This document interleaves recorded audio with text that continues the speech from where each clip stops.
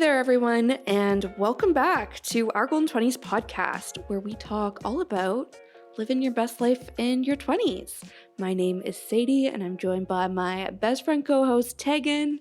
Hey. And today we're talking about stepping outside of your comfort zone, maybe pushing yourself to reach a new level of awesomeness in your life. Is that like cliche? If this is people's like first time listening, they're like, oh god, this is a cliche like self-help book but in podcast form.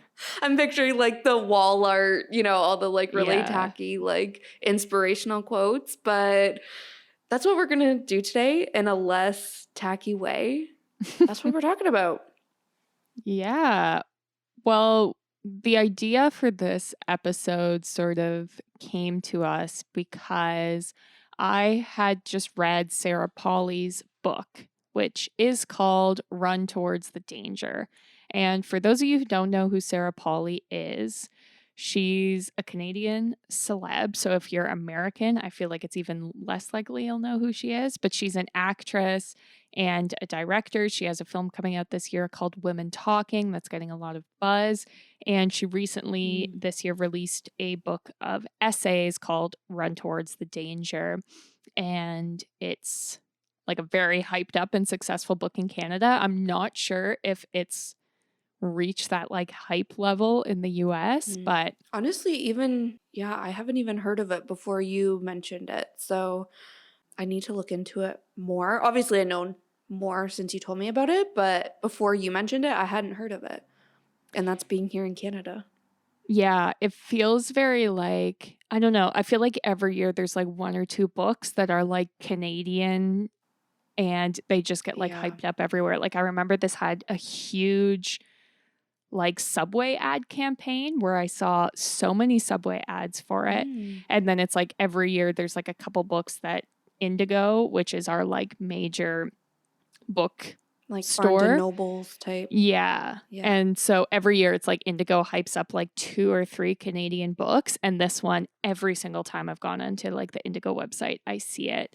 And really? Okay. Yeah.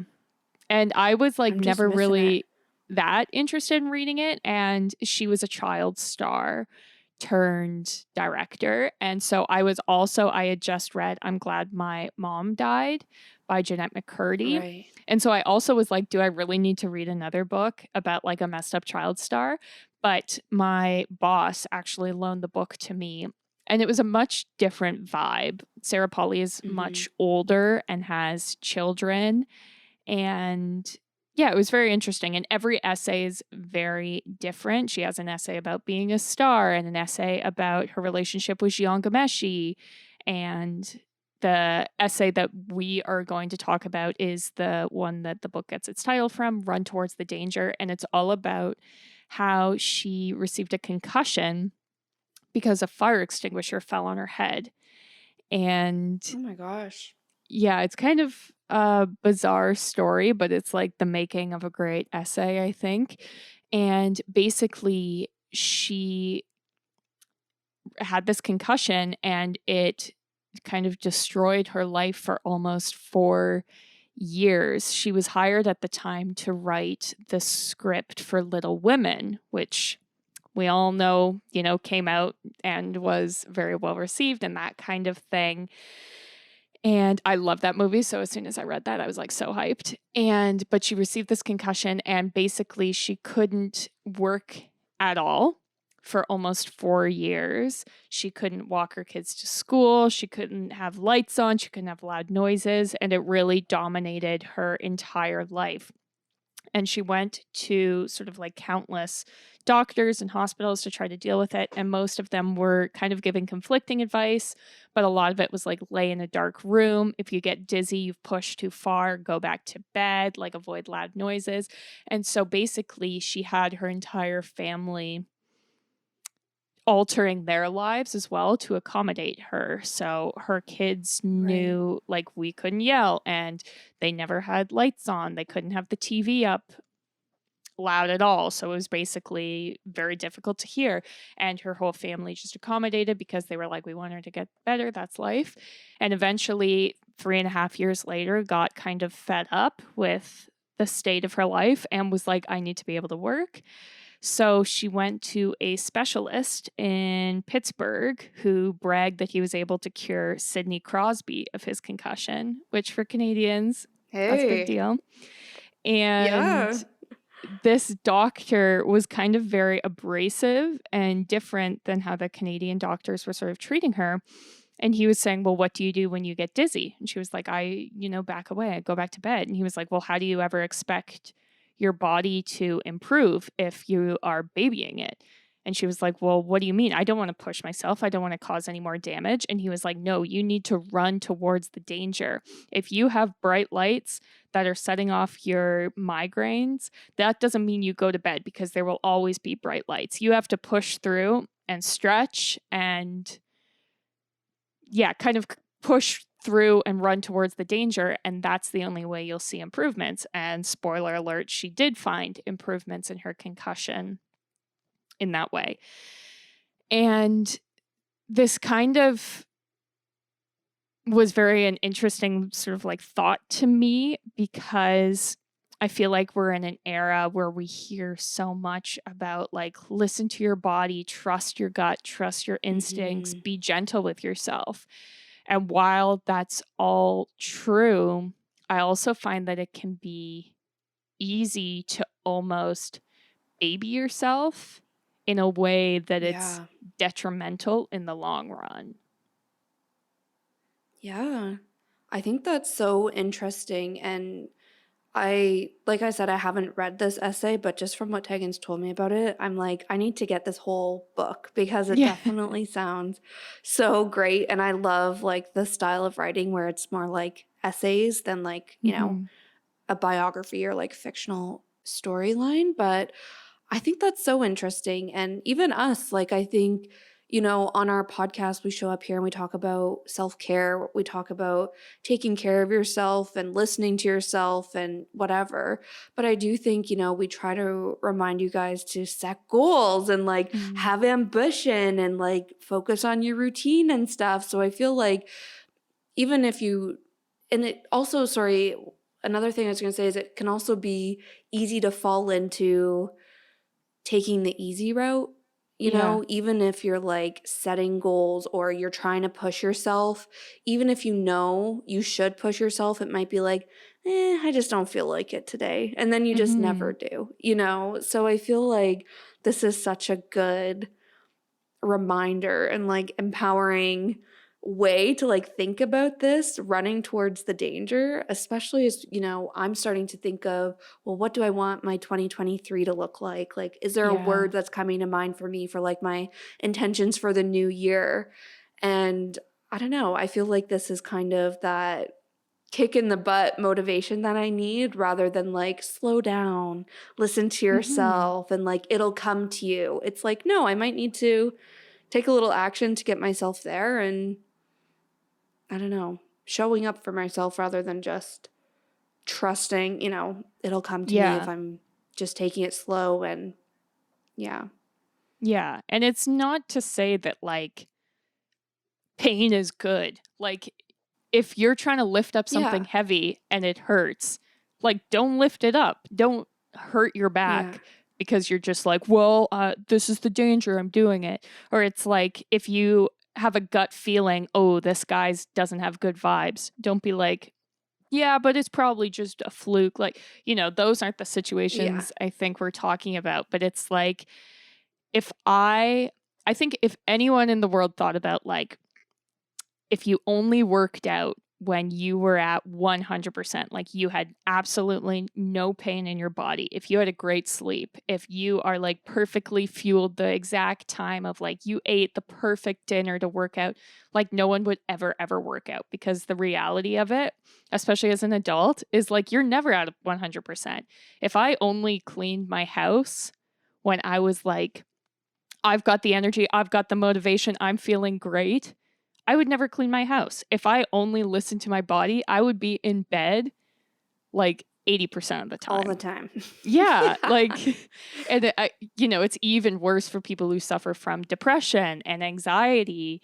And when you are getting those alarm bells in your head saying, this is dangerous. It's easier to stay home.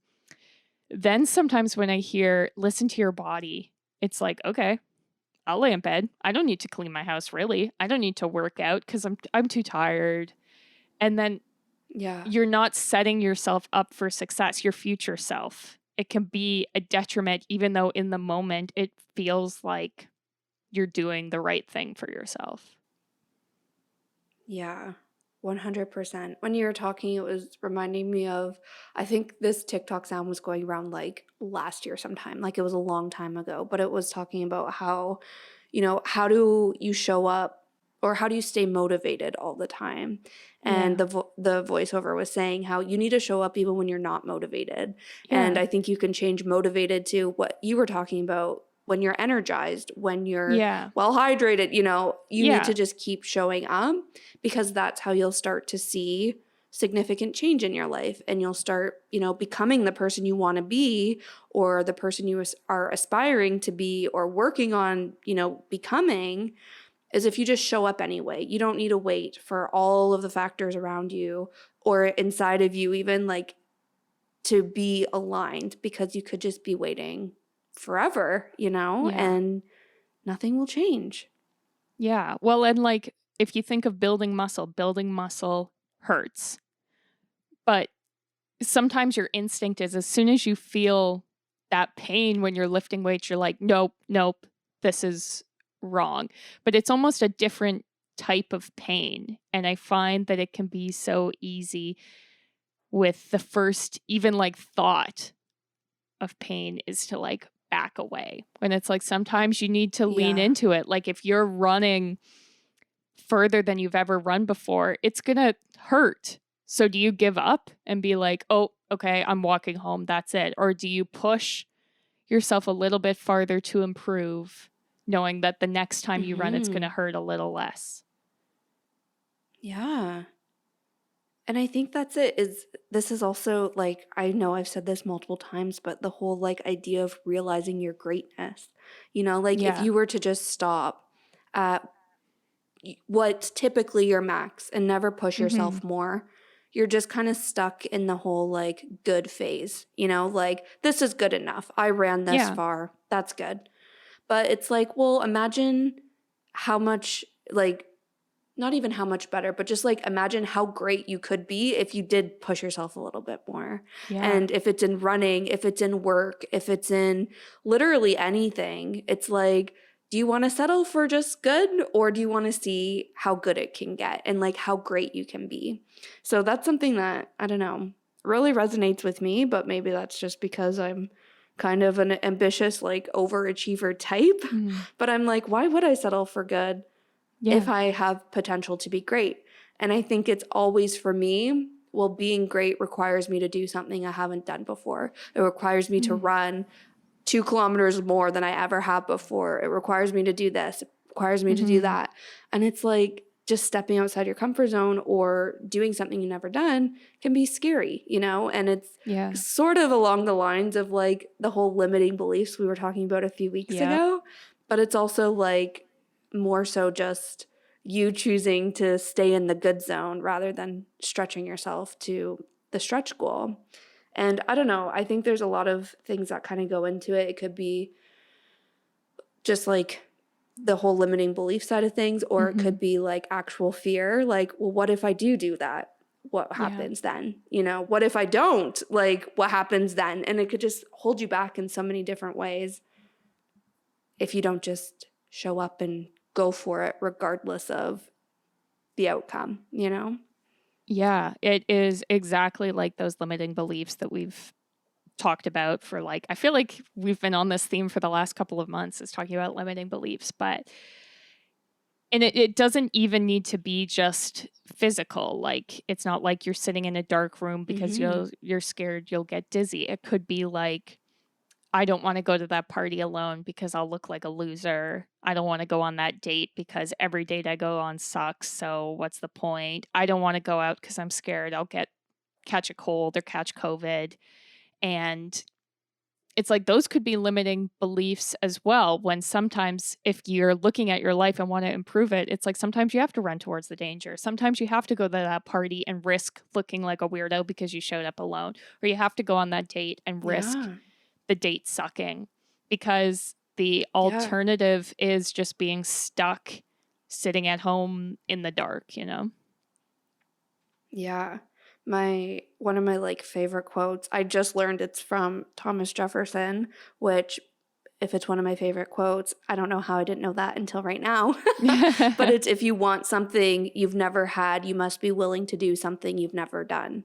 And I think that's it, right? If you want that boyfriend, you have to go on those dates, even if they're bad sometimes, and Yeah. everything you were just saying. So keep that in mind and see if that can help motivate you to show up even when it feels scary too.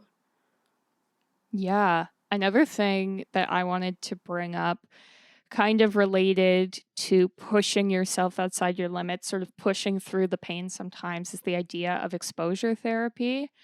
And exposure therapy is defined as any treatment that encourages the systematic confrontation of feared stimuli, which can be external, like feared objects, activities, situations, or internal, so feared thoughts and physical sensations. The aim of exposure therapy is to reduce the person's fearful reactions to the stimuli. So sometimes to get over your fear of doing something, you just have to embrace the fear and do it, which sounds easier than it is. But for like, I think of me as a teenager, and I used to be so anxious about the smallest things. Like I used to be anxious about going into a store alone, just because I was like, I found that socially anxious.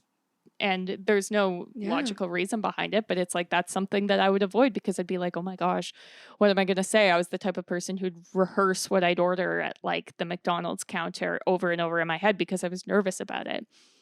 Whereas now I go into stores all the time, and the only way that I got to that point was just because I had to accept that I didn't want to live my life as a person who wouldn't go into stores because I was scared. And I just did it, and I practiced it, which sounds lame, but that's kind of the way to look at it. And now it's like something I don't even think about. And that goes for, lots of different things, lots of things if you're scared of, like job interviews. The first job interview you ever do is going to be terrifying. Whereas now I'm at the point where it's like, especially if it's a job where I don't even know if I want it, I'm like chill about it. But it's only because it's like I embrace the fear and I practiced, and I've done tons of job interviews, and I've done good and bad job interviews. And that's why I feel comfortable doing them now. Yeah, that's so funny. I remember my first ever job interview, and I remember how awful it was. Like, I remember the things that I said, and I was like, no wonder I didn't get the job. And I'm like, no wonder I didn't get it, because I said the most stupid stuff. Like when he asked me, like, tell me about yourself, I remember exactly what I said, and I was like, none of it was even work related. Like, like it just, like I just talked about myself, but not in like a work sense. So it's so funny. It's like a little bit of like one of those thoughts where you're like just about to fall asleep at night, and then you're like thinking of all the stupid stuff you've said in your life. That's one of them for me. But I think the whole job, like, okay, I did it, and then I went to a different job interview. Then I went to a different job interview. And now look at me, like 5-6 years into my career post-grad. Like, I had to start somewhere, and I had to just keep doing it, to eventually get real jobs and like start my career, and like all of those experiences, even if they were bad in the moment and haunt me in my sleep, or like, it was like exposure therapy to learn, and like you were saying, kind of get the confidence and like skills that you need to like face the fear. And then you're no longer afraid of it anymore, I think another one, when you're talking about the stores, if my sister's listening, she might like hate me for saying this, but she has a fear. My sister's older than me, and she has a fear of like calling the hair salon or calling like to make appointments for herself. Yeah. And I'm like, I think a lot of people can relate to that. And for me, I feel like I worked on the other side taking appointments like as not really a receptionist, but like as an assistant at a hair salon through high school. So I was the one like booking appointments, and like so many people would like trip over their words and like were so anxious to call to make appointments. But I feel like it was like exposure therapy, but on the other side of it, where I was like, I don't know, just had to like do it to no longer be afraid of it. Yeah, 100%. Yeah, I used to be scared of phone calls, which is funny because like I have younger brothers and they're like, ew, I hate texting. That's so millennial and gross. Like we only call each other. And I was like, if any of my friends called me out of the blue, like if Sadie just called me, Yeah. I'd assume like some shit's going down. Whereas like they just call each other all the time. But so I was always like, oh my God, what am I going to say? Like rehearsing it. Until my first like big girl job, I was an assistant and I'd have to make like multiple calls a day. And it was like, well, are you going to be scared and not do it and get fired? Or are you just going to like do it? And I did it. And now I'm not scared. Yeah, exactly. Because it's like, yeah, I sounded like an idiot sometimes, but by the end of my time there, I could make a phone call with no problem. And now the amount of times where I make a phone call and I can hear the other person on the line like make a stupid mistake. And it's like, this is what I was scared of, that I would sound stupid in front of this random person. And like, I don't know, the stakes are so low, but it is a big deal when you're younger. Totally. Yeah. And I think like just a minute ago, you also brought up the whole idea of like anxiety, and in your example you talked about like your social anxiety, but I feel like especially over the pandemic, my anxiety is so bad about the most random things, and it's often going out and doing something new, and I think that's common regardless, but I'm just so used to being home now, you know, where my anxiety just feels so much bigger. But you guys have heard me come on the podcast like every single month with my monthly goals, and I was talking about how I wanted to go to the new yoga studio across the road from me, and like it was like a huge goal of mine for the whole year. And when I actually signed up for a class, I was so anxious about it because it was like, I'm going to a class I've never been to before. Like, I don't know if the instructor will be good. I haven't been to the yoga studio for 2 years. Like, I had this whole narrative in my head telling me like, danger, danger. Like, you're not going to be able to keep up. The class will be too hard. I also have really bad, like, I don't know what the word would be. I want to say like, it's anxiety over going somewhere and just like getting there. So it was also like, I've never been inside the studio before, so I don't know how to find the studio. And it's like in this kind of like plaza. So I'm like, I'm going to have to leave really early because I have no idea where I'm going. When I get there, I don't know if I'm supposed, like, how to sign in. Like, you know, I was literally just like spiraling, and I was so scared to go. But I was like, no, I just have to go because I've been talking about this forever. At the time, it was like October, and I'm like, I'm running out of months to accomplish this task. And I know when I do it, it won't be that bad. You know, it's like calling the hairdresser, making those appointments. It's not that bad. And the best part is it's only scary the first time. And this is something I tell myself all the time is like, when I went the second time, I was so excited to go to yoga because I knew where I was going, where the change room was, you know, like who the instructor was, like I knew it all. So it was only scary the first time. And I feel like, I don't know, if I were to just give in, or if we were all to just like give in and stay within our comfort zone, like we've said so many times now, like you wouldn't ever experience anything new. But it's like, how sad is that? You know, how sad would it have been if I just caved into my anxiety and never went to that yoga studio, when now that's like the highlight of my week every single week? I don't know. Sorry, that was like a long-winded rant, but a like very specific example that I had to share.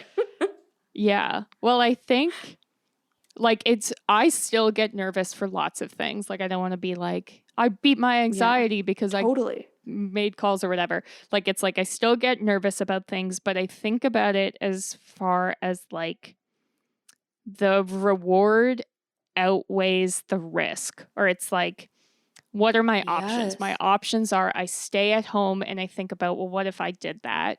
Or I go out and maybe I make a fool of myself, but who cares? Like a couple weeks ago, I went to a bar by myself, and that's something I like feel like I never would have done But Right. then I was Yeah. thinking, like, so what's the alternative? I walk around by myself, or I go and sit in this bar by myself where, like, no one's even going to notice. Or I Yeah. just took an aerial yoga class for the first time.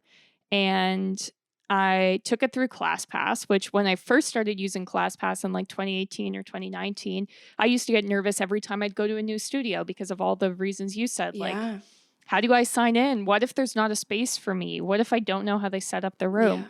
But, you know, am I just never going to do yoga?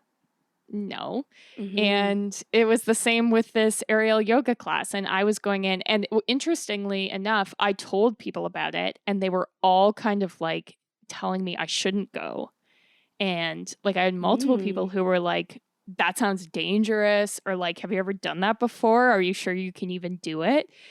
Which kind of almost motivated me more, because I was like, I've been doing Yeah. yoga for like over 10 years. So Mm. like, this is just another type of I yoga, got so this. shut up. And I did it, and it was very like chill, and I looked ridiculous. The instructor had to help me personally many times, but I was kind of just like living for it and laughing. And then like Yeah. she was laughing too. And it was just like so much fun. And now I'm like the type Yeah. of person who can be like, yeah, I've done aerial yoga. I've been in the silks. But it's like, if I had listened to any of those people, or if I had listened to my brain that was saying like, Yeah. you're gonna look stupid, you've never done this before, like, then I would have never had that like ridiculous fun experience. Yeah. Definitely. And in a way, in a less like intense way, I feel people telling you shouldn't do that, or like, are you sure? Or like trying to Yeah. make you like shy away from the danger is kind of like Sarah Polley's like advice being like, no, like Mm-hmm. stay in the safe zone. It's just best for you if you stay in the safe zone. And Mm-hmm. it's like, why? Like, why do people, in this case, it's like a doctor telling her this, and it's like, okay, and Mm-hmm. I'm not telling people push yourself or whatever. I'm not Yeah, yeah, qualified to yeah. do that. But like, in this case, it's like, why do people even care? It's like, Yeah. it's up to you. They should be like, I don't know, supporting you and encouraging you. And I don't know. That's Yeah. just funny to me. I know. Well, the only thing I can think of is that they're coming from it like from their own perspective, whereas I guess they could Yeah. never picture They wouldn't themselves. do it. Yeah. And it's Yeah. the same, like, I'm sure when you were like, I'm gonna travel solo, you probably heard from people being like, are you sure it's Oh, safe? yeah. Are you sure you want to do it? And Yeah. it's like, it's because they can't picture themselves doing it. But once you decide to do it, whatever it is, just like do it. Who cares what people say? Yeah. I love that. And I think the whole idea of it being rewarding Yeah. is why like you said, why it's worth taking that risk, or why it's worth feeling uncomfortable or stepping outside of Mm-hmm. your comfort zone. And I think it can also help you like feel purpose. It can help you, if you're doing something and there's a level of challenge to it, the reward is higher, and then you feel more fulfilled by it. You feel accomplished Yeah. and you feel like satisfied. And I feel like all of those things just positively contribute to your overall quality of life, your overall like Mm-hmm. contentment with your life. And if you just kind of float through doing the exact same things all the time, not Yeah. challenging yourself, not striving for more, like you just kind of start to feel bleh, and Mm-hmm. like you start to feel like, well, there's got to be something more. There's got to be something else. And it's like, yeah, if you lean into that challenge, push Yeah. yourself, you'll get there, you'll find it. You'll feel better about it. I don't know. Yeah. Does anyone listening / you, Sadie, remember that episode of SpongeBob where Squidward is like fed No. up? Okay. I love SpongeBob. I'm the wrong audience. I'm sorry. Yeah. I'm sure, although I hope the people listening aren't too young, but there's basically an episode of SpongeBob where Squidward gets like annoyed that he lives beside SpongeBob and Patrick because they're so ridiculous and over the top and immature, and he's into like high art and that kind of thing. And he decides to like move to a city where it's all squids and they all just like appreciate fine art. There's no annoying neighbors or anything. And every day is like organized and simple. Nothing's crazy and the same. And eventually he hates it and gets so sort of like bored of it that he ends up missing SpongeBob because he's like, I thought this was what I wanted. I thought I wanted like a simple life where everything was chill and the same. But he's like, I like having the different things and I don't know, having a different experience every day. And he ends up leaving. And yeah. So if anyone caught that SpongeBob reference. I love that. Yeah. Yeah. We love that. I feel this is actually the first time in our Golden 20s history where we've had a SpongeBob reference. And I think people are really going to appreciate that. Yeah. That's good. I like the takeaway. And even if I wasn't a SpongeBob watcher, I appreciate that story so much. I think that's it exactly. So I think we've already talked about, some of these times when you should really lean into the danger, run towards the danger, and like really embrace something new, even if it's hard. But we have some like other examples to maybe like light the fire under you guys. And the first one really hits home for me. I think it would for anybody actually, but a great time to, face something new, step outside your comfort zone is when you're heading to post-secondary school. If it's college, if it's university, especially if you're like leaving your hometown, going to a whole new city and, basically packing up, starting your life over somewhere, like that's extremely hard. Like I remember how scared I was and like I cried forever when my parents dropped me off and left and it was like, okay, you're on your own. Good luck. Like you don't know, this is a whole new place, whole new group of people. Like you have no idea what to expect, but it's like you have to do that. You have to take those leaps and like whatnot because my life would be 1000% different had I not moved to Toronto for college, Yeah, I think another good example of when it's a good time to step outside your comfort zone can be starting a new job. I find especially if you already have a job that you're like, this is fine, they're paying me. Yeah. It can be hard to be like, no, like step out of your comfort zone. The amount of times like I do this where it's like, well, I'd have to, meet a whole new group of people. I don't know if I want to do that. It could be virtual. That might not be awesome. But then it's like, I don't know, think of the reward versus the risk again. Or same with if you've always wanted to start your own business. I'm like, it's so easy to be like, yeah, well, I'm making good money. It's not my passion, but who cares? When it's like, no, this is the prime time. Do it. Just do it. Yeah. I think along the same lines of the work front is networking. Like to me, networking is very uncomfortable. Like talking to somebody I don't know and like asking for advice or like wanting to reach out to people for like a coffee chat or anything like that. Even if it's showing up at a networking event, that's very uncomfortable to me. But again, I think it's similar to what you were just saying where like you never know what opportunities that could open up for you. And it's definitely a high reward if you put yourself in that position. Yeah. Same with, we've already mentioned this, but going on a date with a new person. Yeah. That's, it's so easy to be like, guys suck or girls suck. Every date I go on is trash. So what's the point? It's like, but how do you expect to meet the one or your person if you just never go on dates? Like that's just not going to happen. Yeah, definitely.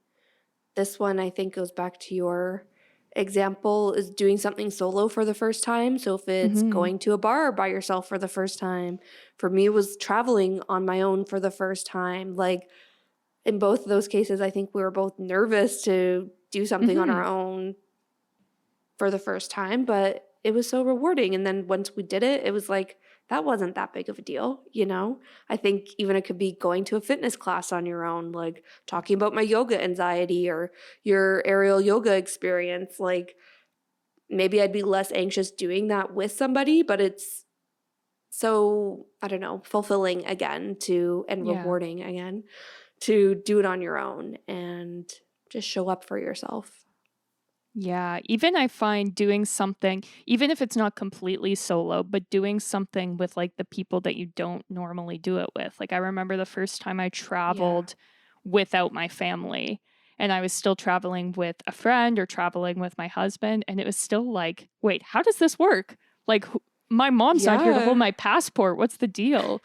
And or it's like if you always do a workout class with the same friend, it can still be kind of scary to try and branch out and like, okay, I'm going to work out with a different friend, or I'm going to bring a friend to this class who's never done this before. So even if you're like, I'm not at the level to be like traveling by myself, but even traveling like without your mom and dad, or if you are in a relationship, it's like I only ever go out dancing with my boyfriend, than doing it like with a friend or doing it by yourself. Even that can be stressful, but I feel like is worth going out of your comfort zone. Totally. I love this. I needed to hear this. Like, I like to challenge myself, but at the Yeah. same time, like, especially something I've never done or something like that, like, if I try something for the first time and I'm not good at it, I'm Right. like, I'm never doing that again. Like, and Yeah. that's such a bad way to be because then I'm like limiting myself to this, like, a very small life, or not even a small life, but like a very specific, Yeah. I don't know. I'm just limiting myself. And it's like, Mm-hmm. no, you need to step outside your comfort zone. You need to embrace the challenge, embrace looking silly, not being perfect, embrace, everything. I don't know. I'm just feeling Yeah. inspired after this chat. Yeah. I'm glad. Well, let me tell you, my aerial yoga class, I was definitely not good at it. I won't say I was bad at it, but I was not good at it. Like she had to stop the class multiple times. I got to the point where she was like, I don't know your name. Could you just tell me your name? And then I had to like yell my name in the class so that she could like know how to address me personally, because I was like, I don't know how to use these silks. And yet I still had fun. And now I feel like every time I do it, I'm going to be better because it's like Exactly. she helped me and she taught me, okay, here's how you're supposed to like sit on the silks and whatever. And it goes the same for like everything. Like if you always wanted to do like stand-up comedy or something, I don't know why I'm thinking of that, but it's like, are you going to live your whole life have never done that? Or if you've always wanted to be, an actor, are you never going to audition for a play? You've always wanted to start a podcast. Are you never going to do it because you're scared that your friends are going to listen, make fun of you? Like, sometimes you just have to be like, yeah, that's a reality. Maybe my friends are going to make fun of me. Maybe it is scary. Maybe I'm going to sound stupid, but it's what I want to do. And I'm going to run towards the danger and do it. Totally. Yep. I love that so much.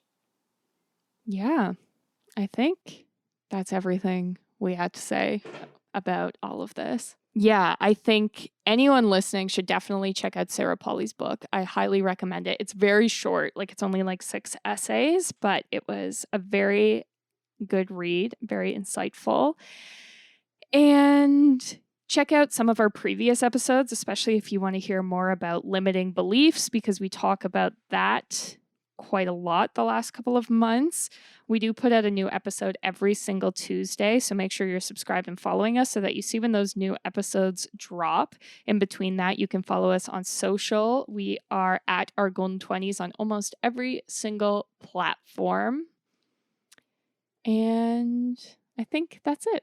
So thanks for listening. See you next Tuesday.